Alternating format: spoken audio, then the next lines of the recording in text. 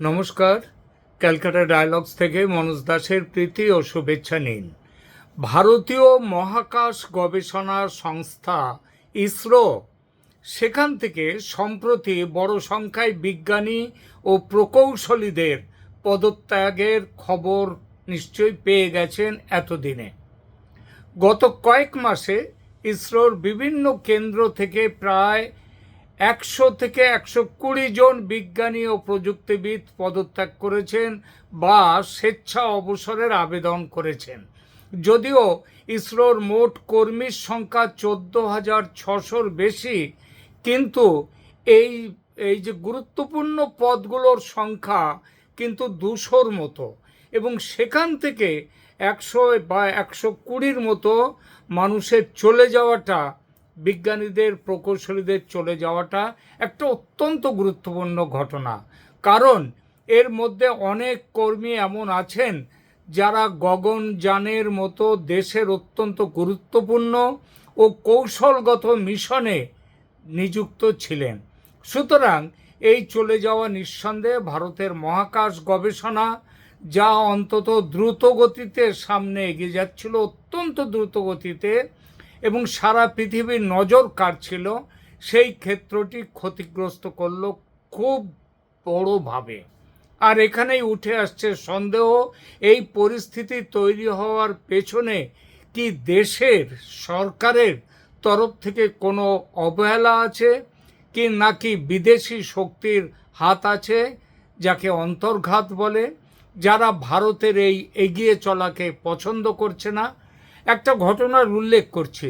ভারতের চন্দ্র অভিযানকে কটাক্ষ করে আমেরিকার এক বিখ্যাত পত্রিকা কার্টুন দিয়েছিল গরুর গাড়িতে করে চন্দ্রযান নিয়ে যাওয়া হচ্ছে।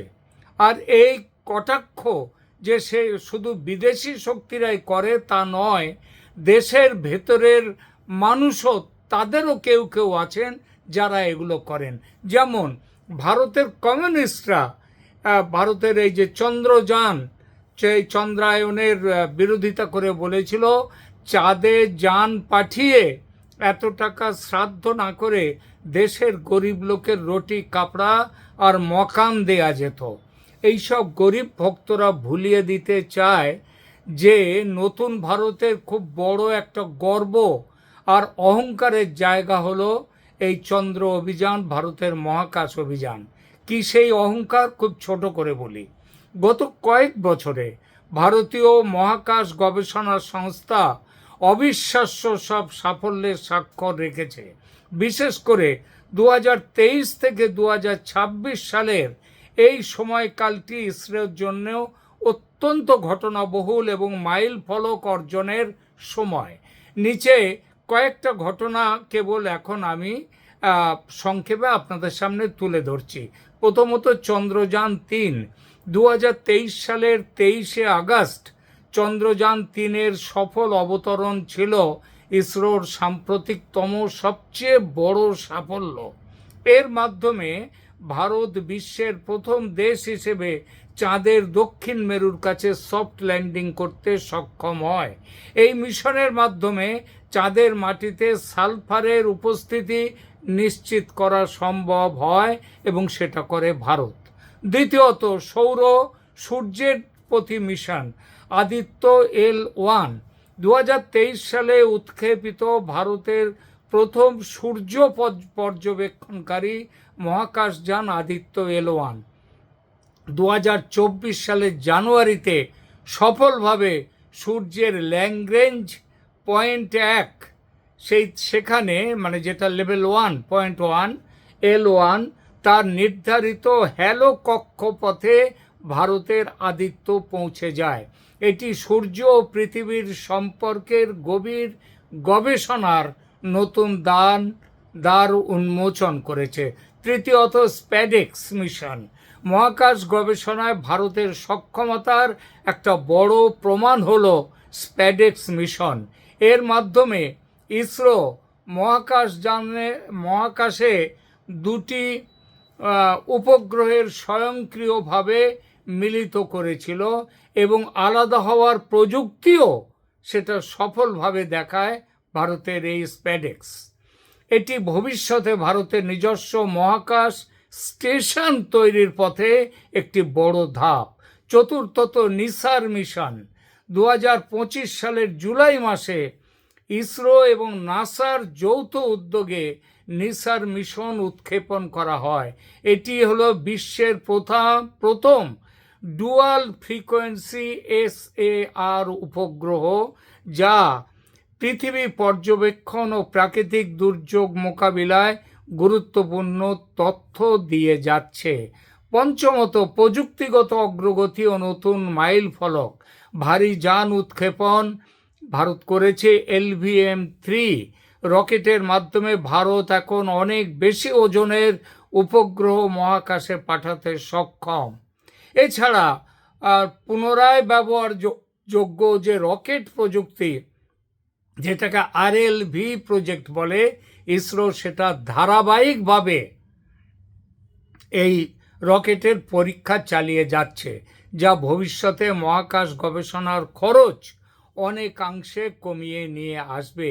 এছাড়াও ক্রায়োজেনিক ইঞ্জিন ও জ্বালানি, যেটাকে CE-20 ক্রায়োজেনিক ইঞ্জিনের ক্ষমতা বৃদ্ধি এবং নতুন ধরনের জ্বালানি প্রযুক্তির যেমন লাক্স মিথেন ইঞ্জিন সফল পরীক্ষাও চালানো হয়েছে। বেসরকারি খাতের অংশগ্রহণের মাধ্যমে ভারতের মহাকাশ ইকোসিস্টেমে বেসরকারি স্টার্ট আপের সংখ্যা 2014 সালে ছিল 1টা, সেখান থেকে 2026 সালের ফেব্রুয়ারিতে এসে এই সংখ্যাটা 1টা থেকে বেড়ে 400 ছাড়িয়েছে। কাদের? স্টার্ট আপ, অন্যান্য বেসরকারি উদ্যোগে। যে এই ভারতের মহাকাশ খাতকে এই বেসরকারি উদ্যোগ আরও গতিশীল করেছে। ভারত এখন গগনযান পাঠানো, মানুষকে মহাকাশে পাঠানোর যে গগনযান প্রকল্প, ভারতীয় অন্তরিক্ষ স্টেশন এবং শুক্র অভিযানের যেটা ভেনাস অরবিটার মিশন, তার মতো উচ্চ অভিলাষী প্রকল্পের জন্য জোর কদমে প্রস্তুতি চালাচ্ছে। সামগ্রিকভাবে গত কয়েক বছরে ইসরো কেবল মহাকাশ গবেষণায় নতুন নতুন রেকর্ড গড়েনি, বরং প্রযুক্তিগতভাবে আরও আত্মনির্ভরশীল হয়ে উঠেছে। চন্দ্রযান ও সৌর মিশনের সাফল্য ভারতকে বিশ্বের অগ্রগণ্য মহাকাশ শক্তিগুলোর তালিকায় অনেক ওপরের অবস্থানে এনে বসিয়েছে। এমন একটি প্রতিষ্ঠান থেকে যখন গুরুত্বপূর্ণ জায়গায় কর্মরত বিজ্ঞানী ও প্রকৌশলীরা একের পর এক চলে যান, তখন দুশ্চিন্তা হওয়া খুবই স্বাভাবিক। কিন্তু মজাটা কি জানেন? যারা চাঁদে যাওয়া নিয়ে সমালোচনা করেছে, তারা এখন আবার সমালোচনা করে বলছে সরকারের ব্যর্থতায় বিজ্ঞানীরা নাকি ইসরো ছেড়ে চলে যাচ্ছে। বলছে সরকারের প্রতি বীতশ্রদ্ধ হয়ে নাকি বিজ্ঞানীদের এই চলে যাওয়া। এই আলোচনায় আমরা দেখব কেন বিজ্ঞানীরা ইসরো ছাড়ছেন। এটা কি সরকারের অবহেলা, সরকারের ব্যর্থতা, নাকি এর পেছনে কোনো অন্তর্ঘাত আছে? কেন বিজ্ঞানীরা ইসরো ছাড়ছেন তার প্রধান কারণ খুঁজতে গিয়ে দেখা গেছে বেসরকারি খাতের একটা বড় আকর্ষণ এর একটা বড় কারণ। ভারতের বেসরকারি মহাকাশ শিল্প যেমন স্কাইরুট, অগ্নিকুল, পিক্সেল, বেলাট্রিক্স, এরা অত্যন্ত দ্রুত গতিতে বেড়ে যাচ্ছে, সামনের দিকে এগিয়ে যাচ্ছে। এই প্রতিষ্ঠানগুলো সাধারণত ইসরোর তুলনায় অনেক বেশি বেতন, তাদের স্টক অপশন মানে কোম্পানিতে তাদের অংশীদারিত্ব দিচ্ছে এবং দ্রুত তাদের ক্যারিয়ার বৃদ্ধির সুযোগ দিচ্ছে। এছাড়া এখানে আছে সেই সব জায়গায় আছে বেসরকারি খাতে কাজের স্বাধীনতা ও উদ্ভাবন। ইসরো একটা বড় সরকারি সংস্থা হওয়ায় সেখানে প্রশাসনিক নিয়মকানুন, আমলাতান্ত্রিক জটিলতা এগুলো খুব বেশি। অন্যদিকে ছোট ও নতুন স্টার্ট আপগুলোতে, এই বেসরকারি জায়গাগুলোতে বিজ্ঞানীরা দ্রুত সিদ্ধান্ত নিতে পারেন এবং সরাসরি নতুন প্রযুক্তি তৈরির সুযোগ পান, যা অভিজ্ঞ বিজ্ঞানীদের কাছে বেশ আকর্ষণীয়। তৃতীয়ত, সরকারি ক্ষেত্রে প্রজেক্টের দীর্ঘসূত্রতা ও অনিশ্চয়তা। অনেক ক্ষেত্রে বড় সরকারি মিশনে বহু সময় ব্যয় হয়ে যায় এবং ব্যক্তিগত অবদানের স্বীকৃতি পেতে পেতে অনেক সময় লাগে। এছাড়া প্রতিষ্ঠানের আভ্যন্তরীণ যে সিদ্ধান্ত গ্রহণের প্রক্রিয়া অনেক সময় কেন্দ্রীভূত হওয়ায় অনেক কাজের গতি নিয়ে হতাশ হয়ে পড়েন বিজ্ঞানীরা। চতুর্থত, কাজের ধরন নিয়েও প্রশ্ন আছে। সরকারি সংস্থায় বেতন কাঠামো ও সুযোগ সুবিধা নির্দিষ্ট গণ্ডিতে সীমাবদ্ধ।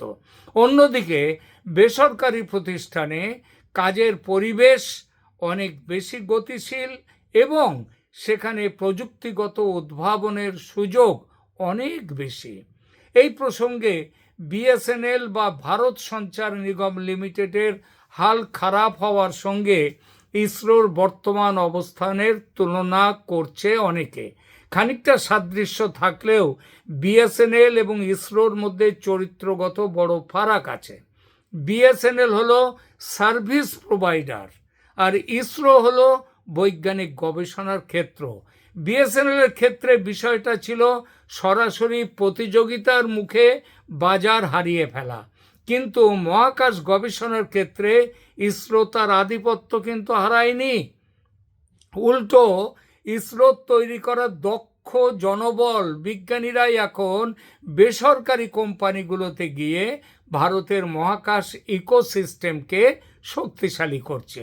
বিশেষজ্ঞরা তাই এটাকে ব্রেন ড্রেন বা মেধা পাচার হিসেবে বলছেন না, বলছেন প্রতিভার পুনর্বন্টন, মানে রিডিস্ট্রিবিউশন অফ ট্যালেন্ট। বেসরকারি কোম্পানিগুলো এখনও ইসরোর যে লঞ্চ ইনফ্রাস্ট্রাকচার এবং পরীক্ষার যে সমস্ত সুবিধাগুলো রয়েছে তার উপরেই নির্ভরশীল। অর্থাৎ বেসরকারি সংস্থাগুলো ইসরোর বিকল্প নয়, বরং ইসরোর কাজের পরিধি বাড়ানোর সহযোগী। আর এটাই চেয়েছিল কিন্তু ভারতের সরকার, মোদী সরকার 2014 সালে ক্ষমতায় এসেই। এজন্যই মহাকাশ বিজ্ঞান ও প্রযুক্তির ক্ষেত্রের অগ্রগতিকে সরকার নিজেই উৎসাহ দিয়ে এসেছে এবং আসছে। বিদেশ থেকে প্রায় $500 মিলিয়ন বেশি, অ্যাকচুয়ালি এটা হচ্ছে প্রায় $600 মিলিয়ন বিনিয়োগ যে হয়েছে বেসরকারি ক্ষেত্রে, সেটা সম্ভব হয়েছে সরকার চেয়েছে বলে। আর সেজন্যই ভারত সরকারের বিজ্ঞান ও প্রযুক্তি মন্ত্রক এই বিষয়টিকে স্বাভাবিক, এই যে বিজ্ঞানীরা চলে যাচ্ছেন এটাকে কিন্তু স্বাভাবিক হিসেবে দেখছেন, এটার মধ্যে কোনো অস্বাভাবিকত্ব দেখছেন না। তাদের মতে ইসরোর মতো বিশাল প্রতিষ্ঠানে কর্মী আসা যাওয়া একটি চলমান প্রক্রিয়া। তবে গগনযানের মতো অন্য যে গুরুত্বপূর্ণ মিশনগুলোতে যাতে কোনো বিঘ্ন না ঘটে সেজন্য পদত্যাগ বা স্বেচ্ছা অবসরের যে নিয়মগুলো বর্তমানে কঠোর করতে চলেছে সরকার, যাতে এই সম্পর্কিত ক্ষেত্রগুলোতে হঠাৎ কোনো ব্যাঘাত না ঘটে। এ বিষয়ে সরকার জরুরি ভিত্তিতে কিছু প্রশাসনিক পদক্ষেপ নিয়েছে, সেই বিষয়গুলোতে পরে আসছি। তার আগে দেখা যাক এই এক্সোডাস বা চলে যাওয়ার ফলে এই মুহূর্তে ইসরো কি বড় সংকটে পড়েছে কিংবা কতটা সংকটে পড়েছে। প্রথমত গগনযান প্রকল্পের দিকে দেখা যাক। গগনযান, চন্দ্রযান 3 এবং স্প্যাডেক্সের মতো জটিল মিশনে যে বছরের পর বছর ধরে গড়ে ওঠা বিশেষ করে যে জ্ঞান সঞ্চয় করেছে বা স্পেশালাইজড এক্সপিরিয়েন্স তৈরি করেছিল, বিজ্ঞানী ও প্রকৌশলীদের হঠাৎ চলে যাওয়ায় একটা বড় শূন্যতা তৈরি হয়েছে। অভিজ্ঞতার অভাবে এই শূন্যস্থান পূরণ করাটা কঠিন। দ্বিতীয়ত, কাজ সম্পাদনের গতি। বিশেষজ্ঞরা মনে করছেন মূল সিস্টেম ডিজাইনার বা অভিজ্ঞ বিজ্ঞানীরা মাঝপথে চলে গেলে তা প্রকল্পের কাজের গতি ধীর করে দেবে, আস্তে করে দেবে, যার ফলে জাতীয় গুরুত্বপূর্ণ মিশনগুলো যথাসময়ে শেষ করা যাবে না। তৃতীয়ত, কয়েকটি বিশেষ গুরুত্বপূর্ণ প্রকল্পে এই সব পদত্যাগ অত্যন্ত গভীর প্রভাব ফেলেছে। পদত্যাগকারীদের বড় একটা অংশ ব্যাঙ্গালোরের UR রাও স্যাটেলাইট সেন্টার এবং তিরুবনন্তপুরমের বিক্রম সারাভাই স্পেস সেন্টার থেকে এসেছেন, মানে ওখান থেকে চলে গেছেন। বিশেষ করে VSSC বা বিক্রম সারাভাই স্পেস সেন্টার, তার যে জিএসএলভি MK3 LVM3, এই প্রকল্পের পরিচালক ভিক্টর জোসেফ টি, তিনি চলে যাওয়াতে সিনিয়র বিজ্ঞানীদের এবং এই প্রকল্পে খুব বড় ধাক্কা পড়েছে। ইসরো চেয়ারম্যান ভি নারায়ণ যদিও জানিয়েছেন যে তাঁরা পরিস্থিতির ওপর নজর রাখছেন এবং দায়িত্ব পুনর্বন্টনের মাধ্যমে কাজ চালিয়ে নেওয়া হচ্ছে। তার মতে এটি প্রতিষ্ঠানের স্বাভাবিক কর্মপ্রক্রিয়ার অংশ এবং গুরুত্বপূর্ণ মিশনগুলো সময় মতো সম্পন্ন করতে যে ব্যবস্থা নেওয়া দরকার করা চলছে। এটা চাপে পড়ে নিজেকে সান্ত্বনা দেয়া কিনা সেটা সময় বলবে। সুতরাং সমস্যা বাস্তব এবং চিন্তার, এতে কোনো দ্বিমত নেই। কিন্তু যেটা সবচেয়ে চিন্তার সেটা হলো এই ঘটনার পেছনে বিদেশি ষড়যন্ত্র বা দেশের ভেতরের শক্তির কোনো স্যাবোটেজ আছে কি না সেটা দেখা।